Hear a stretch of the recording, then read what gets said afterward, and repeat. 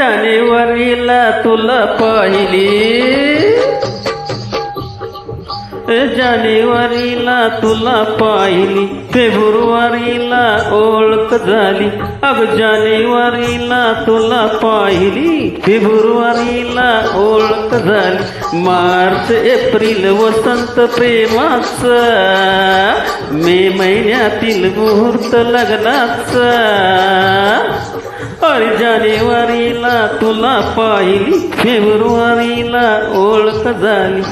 अग जानेवारीला तुला पाहिली, फेब्रुवारीला ओळख झाली. मार्च एप्रिल वसंत प्रेमाचा, मे महिन्यातील मुहूर्त लग्नाचा.